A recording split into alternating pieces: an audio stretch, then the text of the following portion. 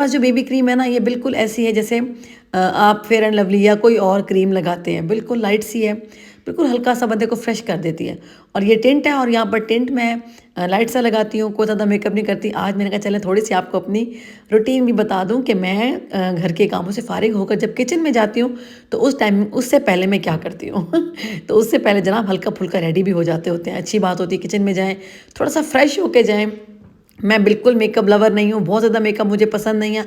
हाँ, एक टाइम में मुझे बहुत मेकअप पसंद था, मैं बड़े शौक से करती भी थी और ज़्यादा ज़्यादा करती थी, जैसे कि मेरी महानूर करती है माशाल्लाह। महानूर मलाइका को तो आपने देखा ही होगा, दोनों माशाल्लाह बहुत प्यारा मेकअप करती हैं। तो बस अब मैं इतना ही करती हूँ, मुझे इतना ही पसंद है।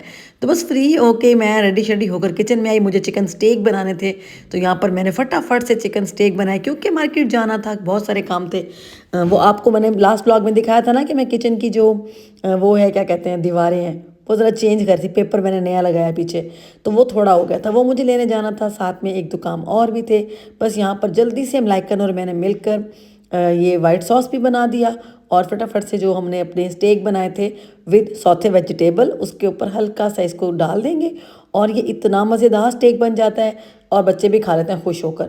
बस मैंने इनको बोला कि फटाफट से खाना खाएं और हमें लेके जाएं मार्केट, क्योंकि बहुत सारे काम हैं। अब रमज़ान बिल्कुल करीब है, मैं चाहती हूँ कि हर चीज़ बिल्कुल सेट हो जाए। बस मुझे एक होता है, पता नहीं क्यों मैं बहुत ज़्यादा टेंशन भी ले लेती हूँ चीज़ों को लेके, कि ये काम, हालांकि सब काम टाइम पे हो जाने होते हैं, बस मैंने टेंशन ज़रूर लेनी होती है, पता नहीं क्यों होता है ऐसा मेरे साथ। तो जी यहाँ पर मैं, मलाइका और अबूज़र निकल रहे थे घर से, सबको खाना वाना खिलाने के बाद घर से निकली।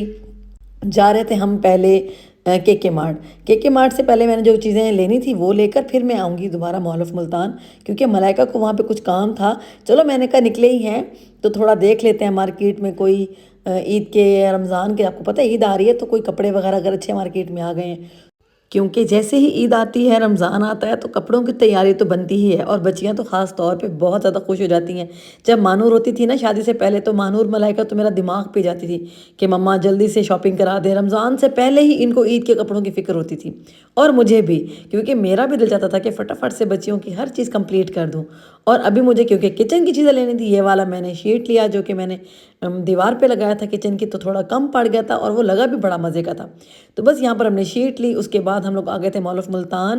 मॉल ऑफ मुल्तान से मलाइका ने कुछ ज्वेलरी देखनी थी, बस ज्वेलरी वगैरह देखी। यहाँ पर चीज़ें आजकल अच्छी आई हुई हैं, लेकिन मार्केट में बिल्कुल भी रश नहीं था। मैं तो हैरान हो गई कि इतनी खामोशी, मॉल बिल्कुल खाली पड़े हुए थे। हालांकि रमज़ान आ रहे हैं तो ईद करीब है, तो रश तो होगा, लेकिन मुझे लगता है कि लोग अभी अच्छी अच्छी वैरायटी के आने का इंतज़ार कर रहे हैं। तो हम दो चार शॉप्स पर भी गए, वहाँ पर कपड़े वगैरह भी देखे, लेकिन इतना कोई ख़ास मज़ा नहीं आया।